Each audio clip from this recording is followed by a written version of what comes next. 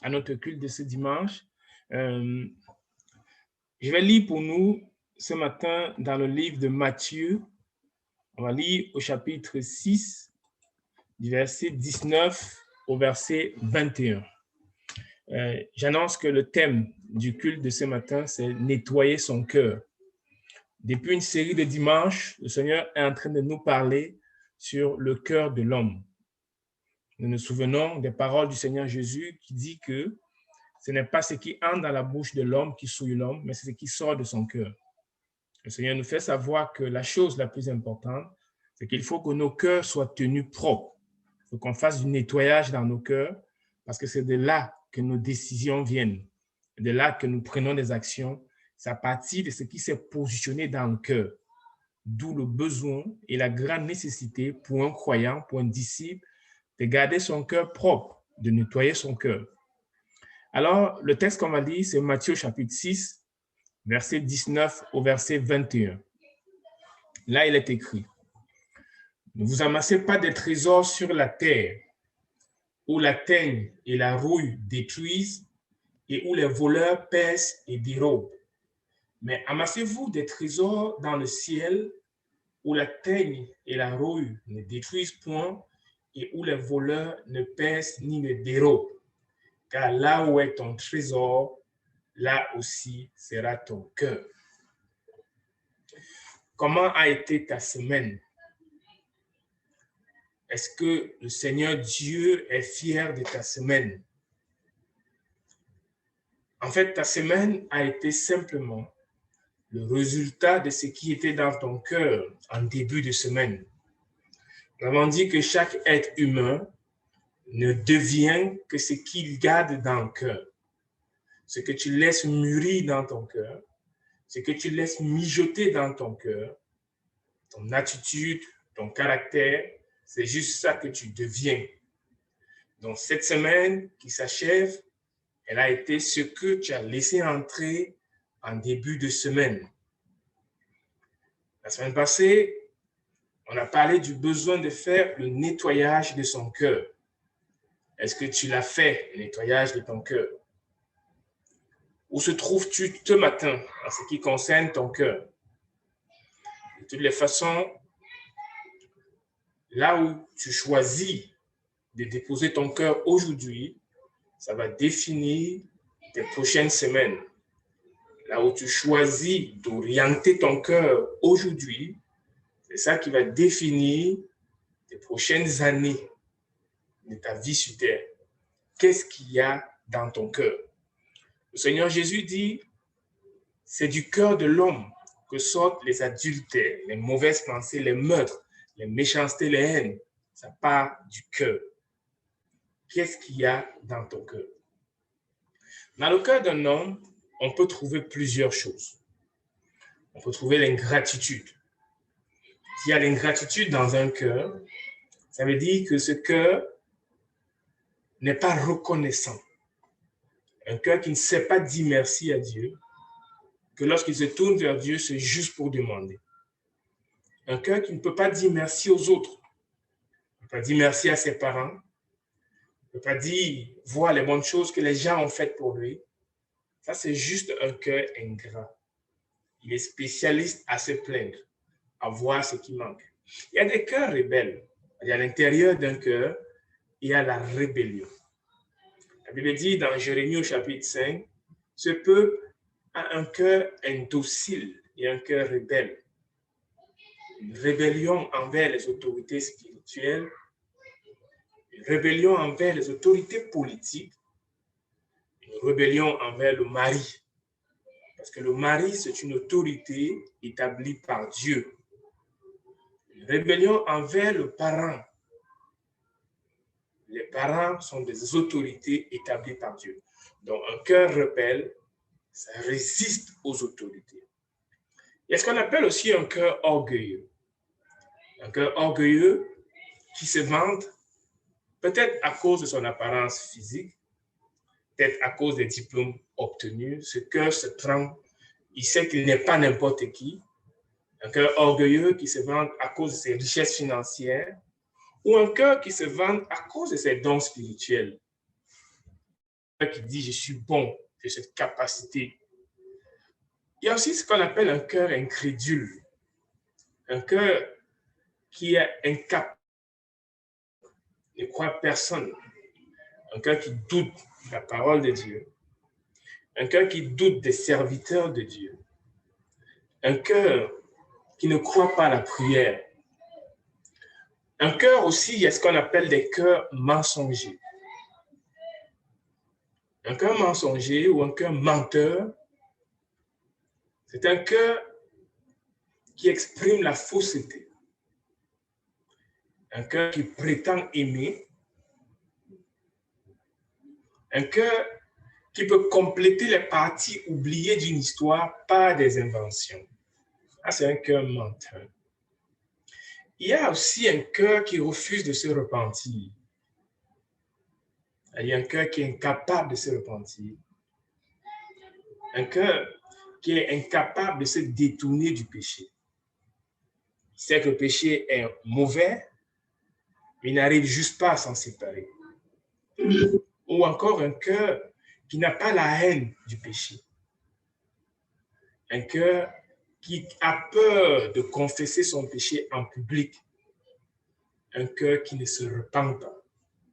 Il y a aussi un cœur froid envers Dieu, envers les choses de Dieu. Le cœur ne coule juste pas quand ça concerne les choses spirituelles. Le cœur est plus à l'aise quand ça fait autre chose plutôt que d'aller vers les choses spirituelles. Un cœur froid envers Dieu. Il y a des cœurs comme ça. Et enfin, un dernier type de cœur que j'ai identifié ce matin, un cœur partagé. C'est ça qui est arrivé à Salomon vers la fin de sa vie. Un cœur qui n'est pas tout entier à l'Éternel. Un cœur qui n'établit pas les objectifs de vie, qui a peur de faire quelque chose pour Dieu. Un cœur qui n'a pas de but directeur d'une vie. Il ne va nulle part en termes d'accomplissement des choses pour Dieu. Un cœur partagé. Ce genre de cœur se résume en fait par un cœur qui est froid envers Dieu. La Bible dit dans Ézéchiel au chapitre 36, verset 26, « Je vous donnerai un cœur nouveau. Je mettrai en vous un esprit nouveau. J'ôterai votre cœur de pierre et je vous donnerai un cœur de chair. Je mettrai mon esprit en vous et je ferai en sorte que vous suiviez mes ordonnances et que vous observiez et pratiquiez mes lois. » Alléluia. Ah, c'est une grande promesse. Dieu sait que le véritable problème de l'homme, c'est que le cœur est froid envers Dieu. Mais il dit, je peux vous donner un cœur nouveau. Le Seigneur peut te donner un cœur nouveau. Il peut mettre en toi ce qu'il appelle un cœur de chair et il peut t'enlever un cœur de pierre. Un cœur qui est glacial vis-à-vis de Dieu. Un cœur qui ne coule pas vers les choses de Dieu.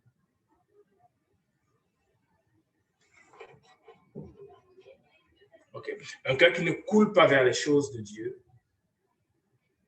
Ce cœur-là, c'est ça que la Bible définit comme étant un cœur de pierre. L'une des premières choses pour avoir un cœur propre, un cœur nettoyé, il faut d'abord au préalable se tourner vers Dieu pour que le Seigneur qu'il ôte de toi ce qu'on appelle un cœur de pierre.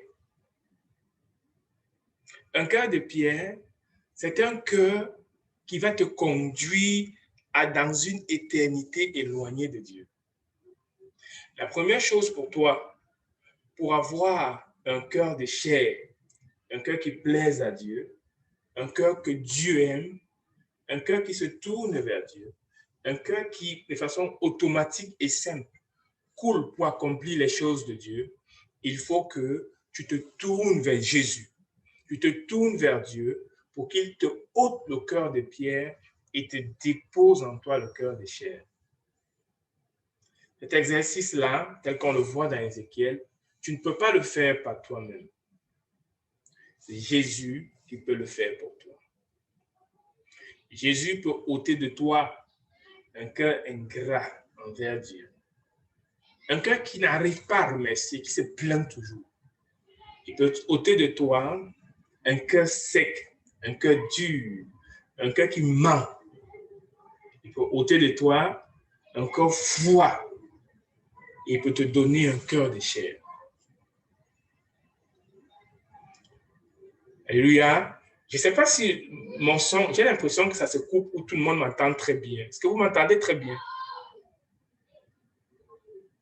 Ok, gloire à Dieu.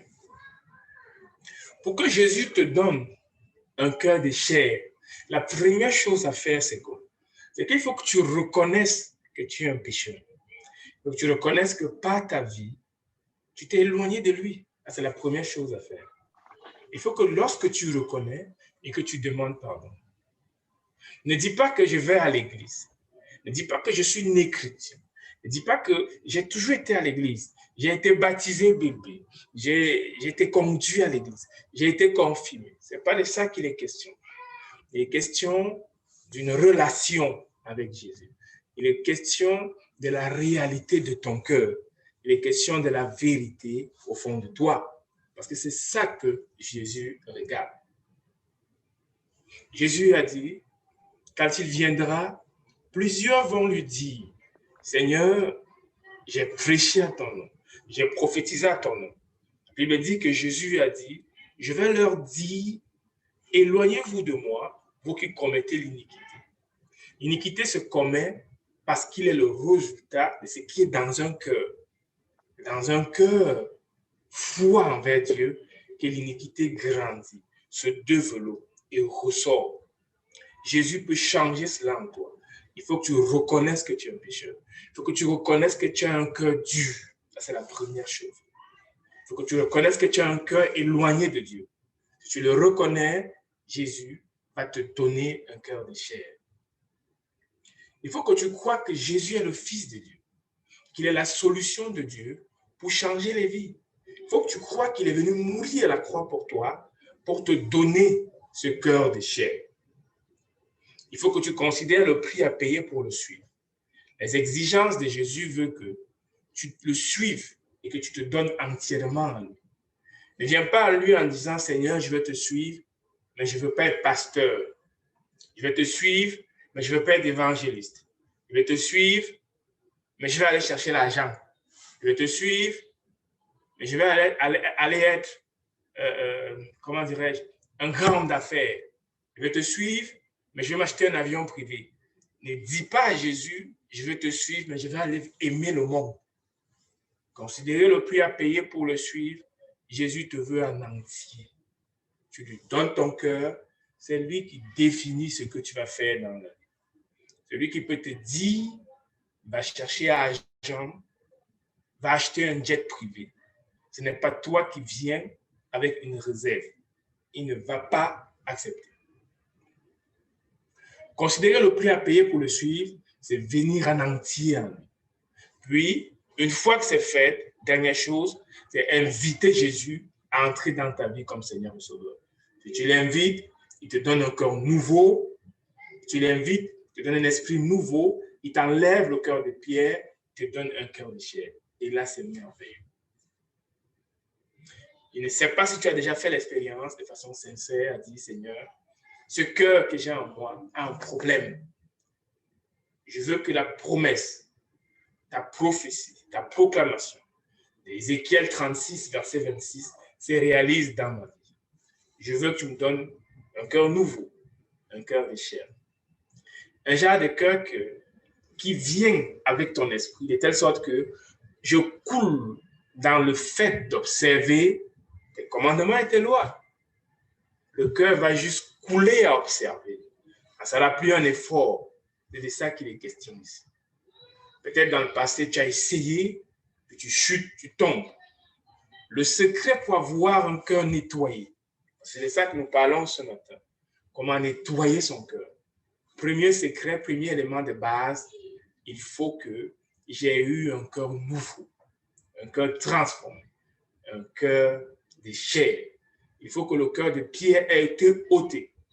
Si tu es passé par l'expérience du fait que ton cœur de pierre a été ôté, que tu as reconnu que tu avais un cœur de pierre, que ça a été ôté, tu es passé par cette expérience, là, tu es parti pour entrer dans le processus d'avoir un cœur nettoyé, un cœur qui lui plaise. Nous allons prier. Tu vas prier après moi pour dire au Seigneur Jésus, Seigneur, je veux ce cœur. Alléluia.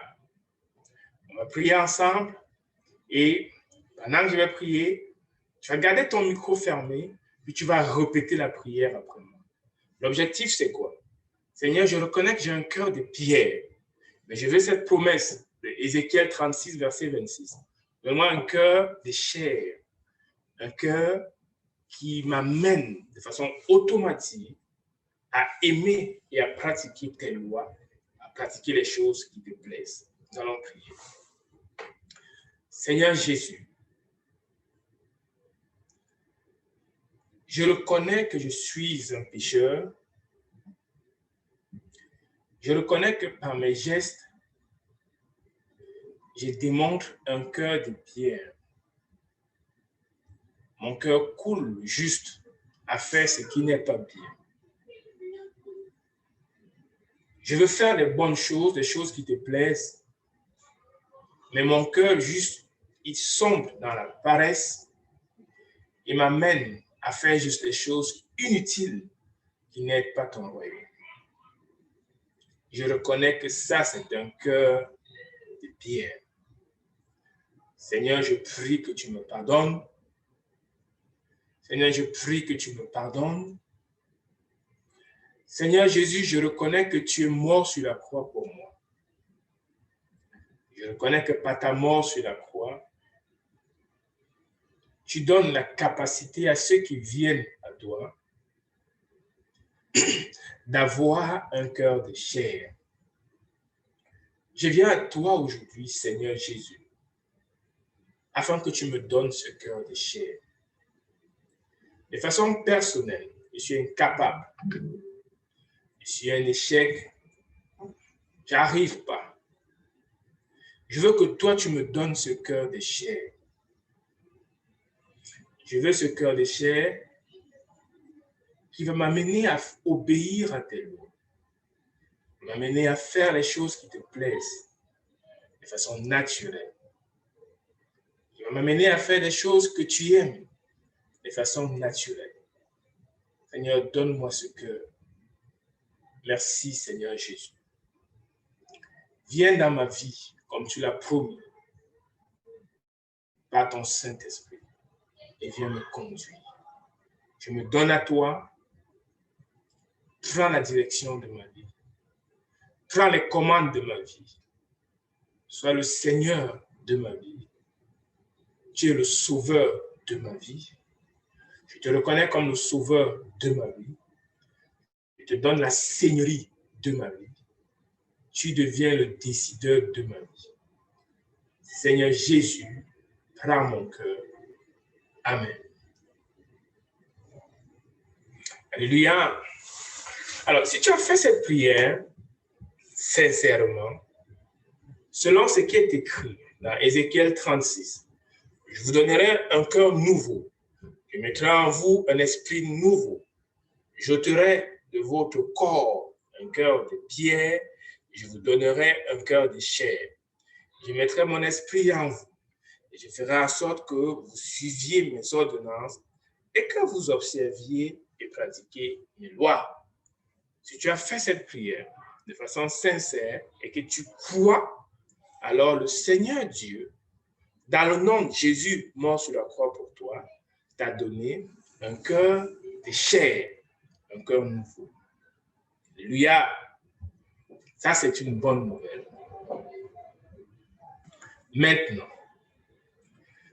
Maintenant que tu as ce cœur, peut-être que tu as fait cette prière avant. Tu avais déjà reçu un cœur de chair, un cœur qui aimait Jésus, un cœur qui coulait vers Jésus, un cœur qui plaisait à Jésus. Je vais maintenant m'adresser à toi. Comment faire pour garder ce cœur propre? On a tous étudié dimanche dernier l'expérience de Salomon, qui était dans cette bonne position au départ, de se retrouver avec un cœur qu'il a éloigné de Dieu. Je parlais d'une expérience que j'ai connue ici au Canada. Il y a un appareil qu'on appelle la poêle. Je ne sais pas si tous connaissent ça. C'est un gros appareil qui se trouve à la cuisine. Quand on veut préparer, on tourne un bouton, puis ça chauffe, on pose une marmite ou un fourneau ou whatever dessus, puis on prépare, puis il y a quelque chose qu'on ouvre en bas, on peut faire des gâteaux en bas qu'on appelle le four. On appelle ça poêle. Quand j'étais petit, j'appelais ça cuisinière. C'est le nom que je connaissais. Mais il semble que la cuisinière, c'est un être humain. Je ne sais pas trop, mais ils appellent ça poêle. Alors, cet appareil, quand je suis arrivé au Canada, j'ai vu sur l'appareil, il y a un bouton qu'on appelle clean. Je ne comprenais pas le principe de ce bouton. Pendant plusieurs années, je ne l'utilisais pas. Parce que je me disais, clean, ça ne marche pas. Pour que le clean fonctionne, je me disais, il fallait un tuyau en arrière qui envoie de l'eau, puis un tuyau qui ressort de l'eau. Parce que dans mon entendement, clean, c'était nettoyage. Donc, si quelque chose va nettoyer à l'intérieur, il faut que quelqu'un lui donne de l'eau propre, puis quelqu'un récupère de l'eau sale. Sinon, comment qu'il nettoie? Il ne donne pas de l'eau, on ne récupère pas de l'eau, puis ça nettoie. Je ne comprenais pas. Je me disais que ça ne marche pas. Soit quelque chose manque, soit c'est une erreur.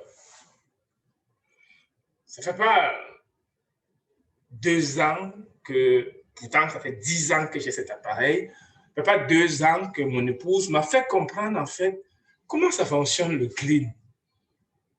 Et là, depuis que j'ai compris, du coup, je l'utilise, le clean. Pas besoin d'un tuyau d'eau en arrière pour donner de l'eau et récupérer. Juste peser sur clean, jusqu'à très haute température, il nettoie ses propres vrai. Je ne croyais même pas. Je me disais, mais ça serait nettoyer comment? Ça ne marche pas. Quand tu ne connais pas un principe pour nettoyer quelque chose, tu peux rester dans le piège de garder un appareil sale. Tu fais des efforts pour nettoyer. Ça ne va pas nettoyer autant que si tu avais utilisé le bouton clean qu'il y a dans les machines pour qu'on appelle la poêle. C'est la même chose dans le cœur de l'homme. Dans le cœur de l'homme, le Seigneur Jésus nous donne un secret, un bouton clean pour garder ton cœur propre et le nettoyer. Ce secret-là, il dit, il faut que tu l'appliques pour que ton cœur soit nettoyé et ainsi ton cœur va automatiquement continuer à couler vers les choses de Dieu. Je prends pour acquis que tu as reçu un cœur de chair. Ça, c'est clair. Une fois que tu l'as, si tu ne gardes pas ton cœur de chair, tu ne nettoies pas continuellement, tu ne veilles pas sur lui, ce cœur va amasser de la saleté, puis va te pousser à ne plus aimer Dieu. Dans toute l'histoire de la Bible, c'est pareil, de Genèse à Apocalypse. Le peuple d'Israël, ils vont aimer Dieu, ils vont renverser les idoles, puis ils vont commencer à prier, puis ils vont commencer petit à petit à baisser, recommencer à fabriquer des idoles. Dieu va envoyer un autre prophète leur parler. Dieu va envoyer Nebuchadnezzar prendre le pays en otage. Dieu va toujours les mettre en sanction. Peut-être on les prend en otage, comme dans le cas où Gédéon est venu aider. Ils cultivaient, les Madianites venaient prendre la récolte. Ils souffraient. Pourquoi? Parce qu'ils avaient abandonné Dieu. Ils avaient construit des Baals, adoré des idoles. Si tu ne veilles pas sur ton cœur, bien que tu aies reçu un cœur nouveau de Dieu, tu vas te retrouver éloigné. Toute la Bible, c'est pareil. Et Dieu, quand tu te retrouves éloigné, il va, par amour pour toi, te donner des conséquences pour te ramener. Il faut donc qu'on veille sur nos cœurs. Mais là, le Seigneur Jésus nous donne ce matin un secret pour veiller sur ton cœur. Un secret clean pour orienter ton cœur, afin que ton cœur coule automatiquement vers les choses de Dieu. C'est un secret merveilleux. Le secret est simple. Ne vous amassez pas les trésors sur la terre, là où la terre, la teigne, la rouille détruisent et où le voleur pèse et dérobe. Amassez-vous des trésors dans le ciel où la teigne et la rouille ne détruisent point et où les voleurs ne pèsent ni ne dérobent. Car là où est ton trésor, là aussi sera ton cœur. Dieu est en train de dire, tu peux donner une orientation à ton cœur. Tu peux définir des rails vers où ce que tu veux que ton cœur aille. Si tu ne fais rien, ton cœur va aller vers l'ingratitude. Si tu ne fais rien, ton cœur va aller vers la rébellion. Si tu restes juste tranquille de même, tu vas te trouver que ton cœur va vers le doute. Tu doutes même de la parole de Dieu petit à petit, là où le cœur est en train d'aller. Puis le cœur va vers le mensonge, puis devient un cœur partagé. Pourquoi? Parce que tu n'as pas appliqué la stratégie que le Seigneur Jésus donne ici. Il dit, là où est ton cœur, là est ton trésor. Ce qui est intéressant, c'est que le cœur, c'est quelque chose de métaphysique. On ne parle pas ici de ce que, lorsque les chirurgiens ouvrent la poitrine, l'organe qu'ils découvrent. Quand on dit cœur, ce n'est pas de ça qu'on parle. On parle de l'attitude. On parle de l'organe spirituel moteur, des émotions. On parle des émotions, de ce qu'on ressent. Quand dans ton cœur, tu as de l'amertume envers quelqu'un, quand tu ressens un manque de joie, de sucre envers quelqu'un, c'est ça l'amertume, c'est le cœur, c'est ça. C'est l'aspect métaphysique, ton ressentiment, ton centre qui t'amène à prendre des décisions. C'est du métaphysique. On ne le voit pas. Mais la bonne nouvelle, le secret qu'on a ce matin, écoutez-moi très bien, c'est que par un geste physique, tu peux orienter le cœur. Par des actions physiques, tu peux donner une direction à ce cœur métaphysique. Ce cœur que tu ne vois pas. Tu peux lui dire où aller. Tu peux, par des gestes, par tes choix, orienter où ce que tu veux que ton cœur aille. Ça, c'est le secret que le Seigneur Jésus nous donne. Nous sommes dans un processus de comment je nettoie mon cœur pour le garder au quotidien. Puis Jésus dit que faites attention. Il ne faut pas amasser sur la terre. Si tu amasses sur la terre, c'est mauvais. Il y a des voleurs, il y a la rouille, la teigne qui vont prendre. Jésus dit, amasse dans le ciel. Si tu amasses dans le ciel, alors ton cœur va couler vers les choses du ciel. En amassant dans le ciel, tu es en train de construire une autoroute. Tu es en train de placer des rails pour donner une orientation, une direction à ton cœur. Puis on va se poser la question, c'est quoi le trésor? Vous n'amassez pas des trésors sur la terre. C'est quoi le trésor? La définition du trésor, c'est simple. Le trésor, c'est le fruit de ton travail au quotidien. Quand tu sors travailler, ce qui en revient, c'est ça le trésor. Et de ça qu'il est question. Est-ce que tu reçois un salaire? Est-ce que tu reçois une paye? C'est ça ton trésor. Est-ce que tu es agriculteur et c'est le lait des vaches? C'est ça ton trésor. Une fois que tu travailles jusqu'au sommet, le résultat, c'est le trésor. Puis on a la phase de consommation. Jésus dit, lorsque tu as ce résultat, amasse-le. On parle d'un travail. Amasser, c'est un travail. Tu amasses ce résultat, pas sur la terre, mais amasse plutôt au ciel. C'est ça que Jésus est en train de dire. Il dit, en amassant au ciel, tu traces une route. Ça veut dire quoi, amasser sur la terre? Lorsque tu reçois ton trésor, ta paye, par exemple, à quoi elle sert? Tu payes des factures avec. Jésus dit, tu es en train d'amasser sur la terre. Tu reçois ta paye, tu résous tes problèmes avec, tu es en train d'amasser sur la terre. Tu reçois ta paye, tu payes le loyer, l'hypothèque, tu as mangé à ta famille, tu es en train d'amasser sur la terre. Lorsque tu donnes aux pauvres et aux nécessiteux de ta famille, de ton quartier, tu es en train d'investir et d'amasser sur la terre. Lorsque tu donnes à ceux qui sont dans le besoin dans ta famille ou à ceux qui sont dans le besoin dans ton village, tu es en train d'investir et d'amasser sur la terre. Lorsque tu achètes une voiture, tu achètes un terrain, tu achètes une maison, tu es en train d'amasser et d'investir sur la terre. Peut-être que tu donnes souvent à l'église, tu donnes de temps en temps, tu n'es pas fidèle, tu donnes un peu comme si tu donnais à un mendiant, tu ne supplies pas pour donner à Dieu, tu ne demandes pas ta supplication, tu ne comprends pas le principe du don en appliquant la fidélité. Pourtant, Dieu n'a besoin de rien. Il n'a pas besoin de ce que tu donnes. Tu n'as pas cerné que c'est un exercice spirituel et de culte que je dois faire. Tu donnes comme tu donnais à un mendiant, tu es en train d'amasser sur la terre. Jésus te rappelle que c'est un investissement perdu. Perdu d'avance. Il dit, la rouille va détruire et détériorer. Il dit, tu amasses sur la terre, c'est un mauvais investissement, c'est un investissement perdu. Mais plutôt, qu'est-ce qu'il dit? Il dit, il faut amasser au ciel. C'est quoi amasser au ciel? Quand tu payes le loyer de la salle où les disciples adorent, se rassemblent et chantent pour Jésus, tu es en train d'amasser au ciel.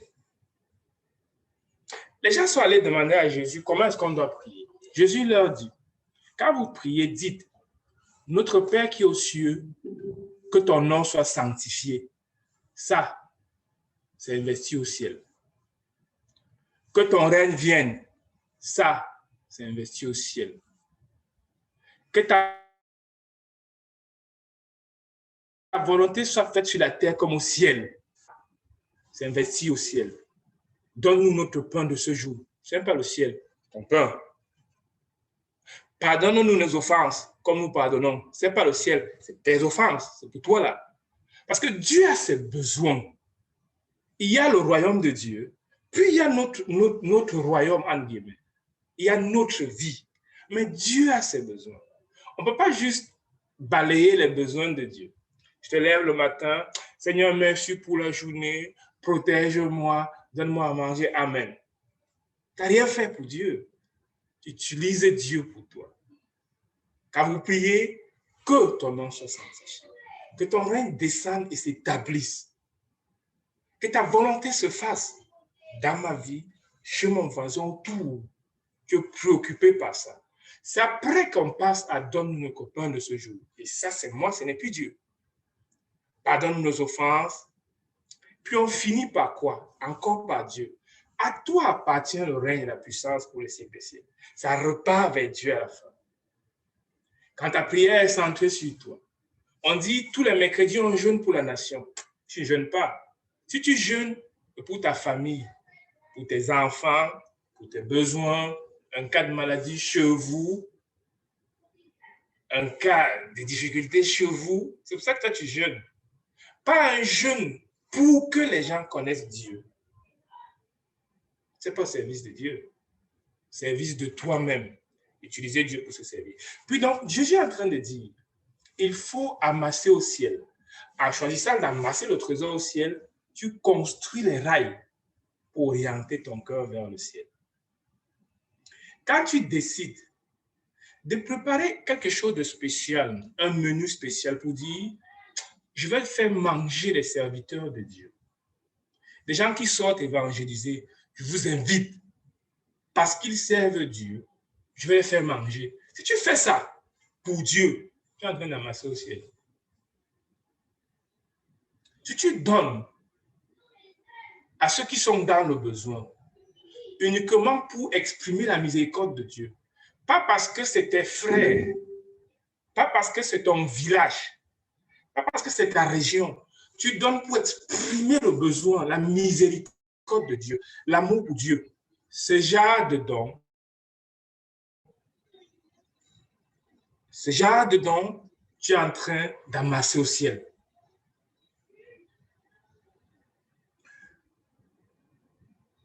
À l'automne passé, on est sorti évangéliser.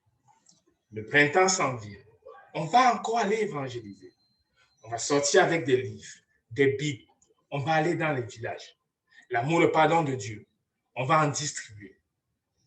L'amour, le pardon de Dieu, c'est des petits livres qui coûtent $2. Si tu décides que je vais offrir 100 livres, amour et pardon de Dieu, ça c'est $200 pour que ce soit distribué dans les villages. Les Bibles, on l'achète à $3. Tu décides d'acheter 100 Bibles pour que ça sorte dans l'évangélisation. Tu es en train d'amasser au ciel. Ça donne une orientation à ton cœur. C'est une façon physique, terrestre, d'orienter le cœur qui est métaphysique. Les traités, les livres pour l'évangélisation, tu donnes pour l'œuvre de Dieu, pas pour ta maison. On parle de Cappenway. Il a été acheté. Il y aura des constructions à faire. Tu te décides de faire quelque chose là-bas pour que les gens viennent prier. Le Seigneur Jésus, tu es en train d'amasser au ciel. Et même, si on regarde dans certains coins comme à Abidjan, on parle d'Atiéké, Atiékoua, un grand site de 15 hectares pour construire un hall de 25 000 places où les gens du village vont venir louer le Seigneur Jésus. Tu vois des gens qui savent prier et qui vont faire des évangélisations dans le village aux alentours. C'est pourquoi? C'est pour l'œuvre de Dieu. En l'investissant dedans, en contribuant à ça, tu es en train d'amasser au ciel. Quand tu reçois ton trésor ou ta paye, tu décides que le prémisse, la première part revient à Dieu. Tu sors ce qui revient à Dieu. Tu donnes à l'œuvre de Dieu. Tu donnes dans l'église de Dieu. Tu le fais fidèlement. Tu es en train d'amasser au ciel. Tu ne le fais pas parce que l'église souffre, mais tu le fais parce que tu veux donner une orientation à ton cœur, parce que tu es disciple. Tu le fais, tu orientes ton cœur, tu es en train d'amasser au ciel. Et si tu donnes fidèlement, tu supplies le Seigneur de recevoir ton don, tu seras en train d'amasser au ciel. Jésus dit que tu n'amasses pas le produit de ton travail quotidien sur la terre et tu ne le fais pas en amassant cela au ciel, c'est un investissement perdu. Il te demande de transférer au ciel.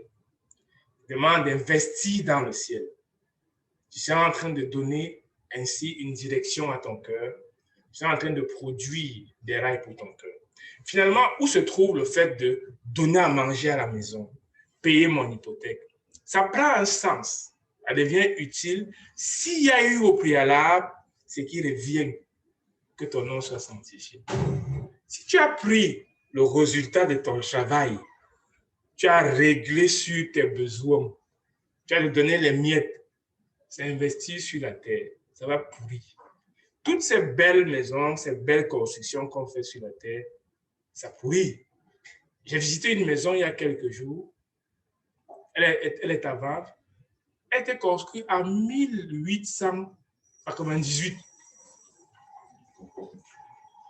Et ils la vendent, toute vieille. Ça pourrit, ça détruit, ça ne semble à rien. 10 ans, 50 ans, 100 ans plus tard. Peut-être que tu aimes ta belle maison. Dans 100 ans, dans 200 ans, c'est la poubelle. Ça ne vaut plus rien. Il faut investir dans le ciel. Il faut transformer pour donner dans le ciel. C'est ça, donner une orientation à ton cœur.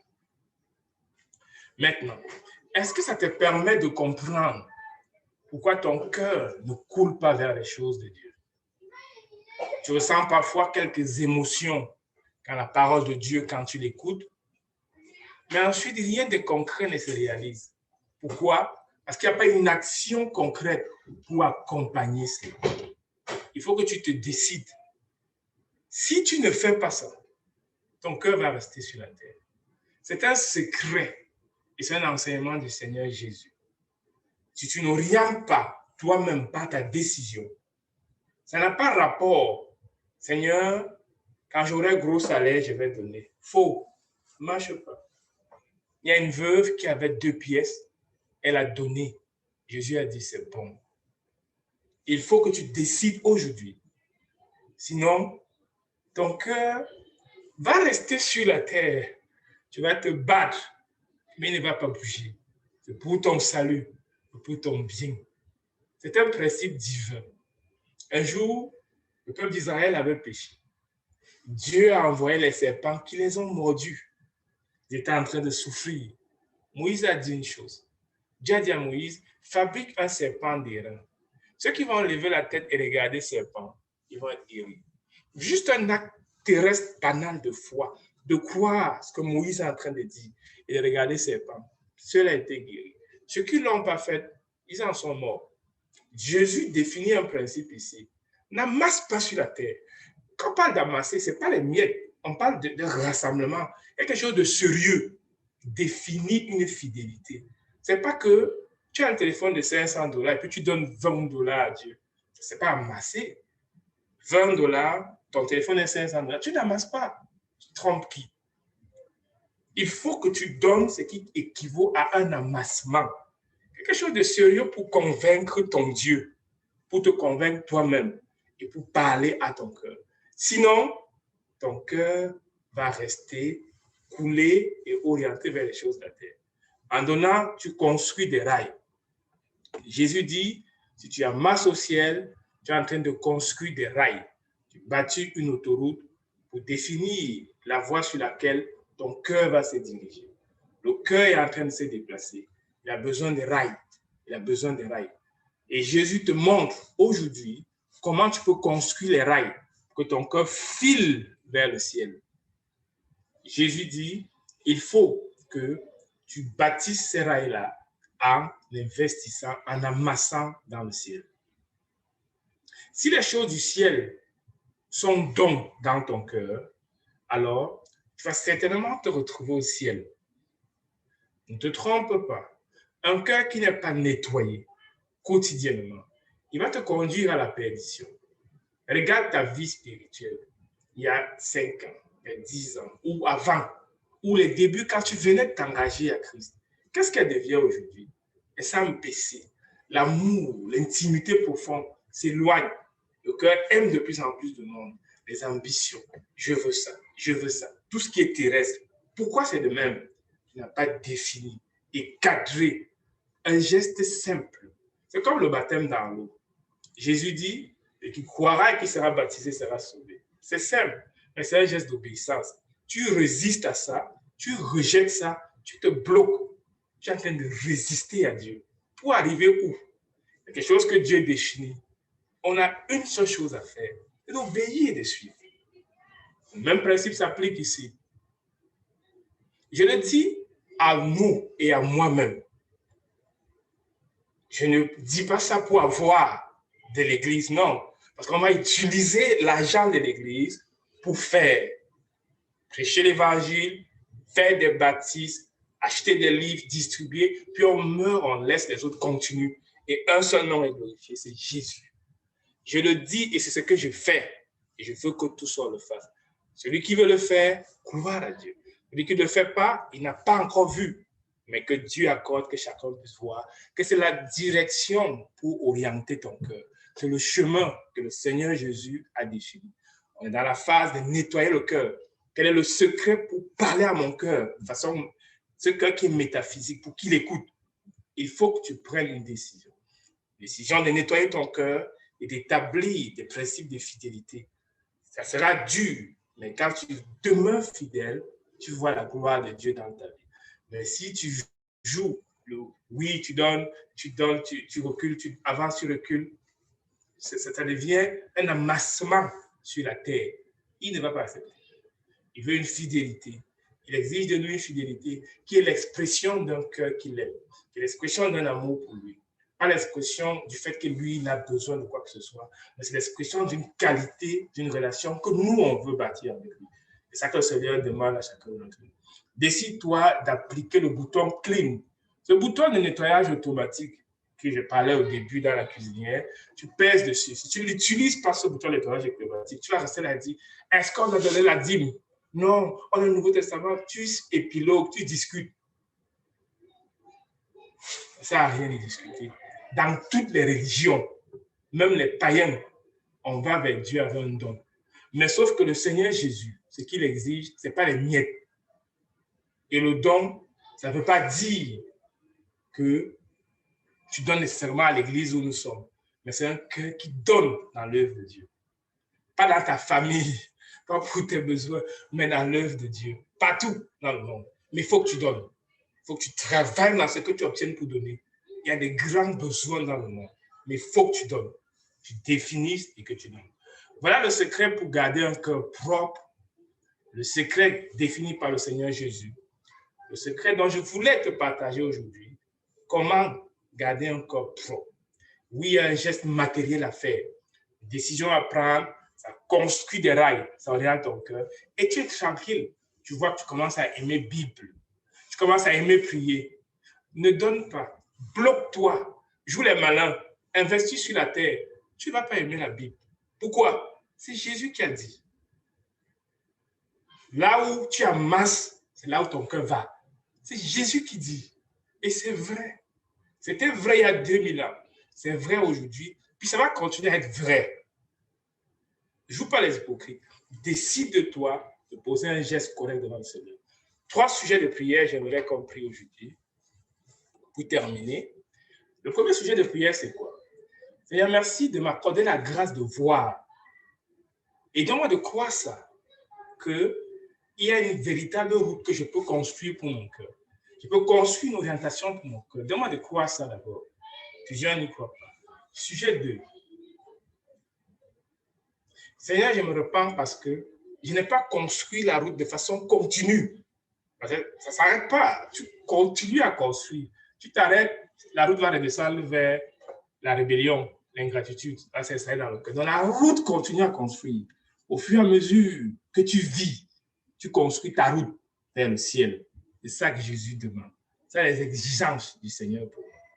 Et dernière chose, Seigneur, je décide dès ce jour de lancer les premiers jalons pour définir où est-ce que je veux que mon cœur me mette dans 5 ans, dans 10 ans. Quelqu'un m'a dit un jour, quand il serait rendu à la retraite, je vais servir Dieu. C'est faux. Tu ne peux pas servir Dieu quand tu seras à la retraite. C'est maintenant qu'on sert Dieu. Tu ne sais pas quand tu vas mourir. Puis à la retraite, tu n'es plus capable de rien faire. C'est maintenant. À la retraite, tu peaufines ce que tu as bâti dès maintenant. Décide aujourd'hui de lancer les premiers jalons. Pas demain, ce dimanche. Pose un geste ce dimanche pour dire voici les premiers jalons. Donc, voilà ce que je voulais partager pour le nettoyage du cœur pour ce dimanche. C'est le premier élément basique qui est de construire une route, une autoroute, par des gestes simples qu'on nous a toujours enseignés, mais qu'on rechigne à obéir. Que le Seigneur te bénisse et qu'il t'accorde la grâce de saisir ça, de grandir dedans, de croire ça et de faire ça. Ça prend aussi la foi. Parfois, on a peur. Si je donne, je vais manger quoi? Malheureusement, c'est ça le défi. Il faut donner. Même si tu meurs de faim. C'est ça qu'il a dit. La veuve l'a faite et Jésus a répondu.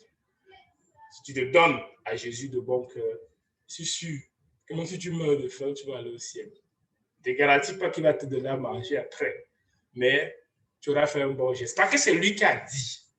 Alléluia. Gloire à Dieu. Prions l'un après l'autre et puis on va terminer.